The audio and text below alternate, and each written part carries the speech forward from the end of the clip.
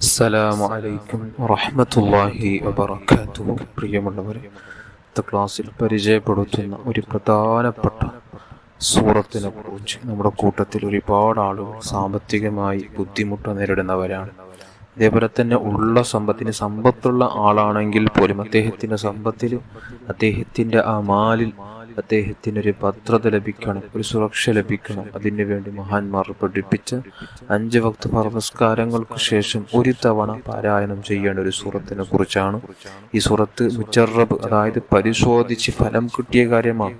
സമ്പത്തില്ലാത്ത ആളുകൾക്ക് അല്ലാഹു തആല അദ്ദേഹം വിചാരിക്കാത്ത വഴിയിലൂടെ സമ്പത്ത് കൊടുക്കുമെന്നാണ് മഹാന്മാർ നമുക്ക് പഠിപ്പിക്കുന്നത്. മഹാനായ അഹ്മദ് ദൈറബി റളിയല്ലാഹു അൻഹു അവിടുത്തെ മുജറബാത്ത് ദൈറബി എന്ന ഗ്രന്ഥത്തിൽ അവിടുന്ന് പരിചയപ്പെടുത്തുന്നു, അലം നശ്റഹ് ലക സദ്റക വവദഅനാ അൻക വിസ്റക അല്ലദീ അൻഖദ ظهرك ورفعنا لك ذكرك فإن مع العسر يسرا إن مع العسر يسرا فإذا فرغت فانصب وإلى ربك فارغب.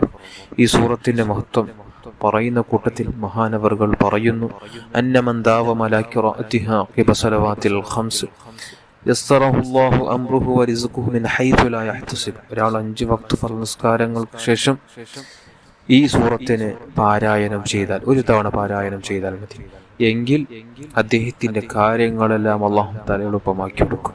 അദ്ദേഹം വിചാരിക്കാത്ത ഭാഗത്തിലൂടെ, മിൻ ഹൈഥു ലാ യഹ്തസിബ്, അദ്ദേഹം വിചാരിച്ചിട്ടുണ്ടാവില്ല ഈ വഴിയിലൂടെ എനിക്ക് സമ്പത്ത് ലഭിക്കും, അങ്ങനെ അദ്ദേഹം വിചാരിക്കാത്ത വഴിയിലൂടെ അദ്ദേഹത്തിന് സമ്പത്ത് ലഭിക്കും.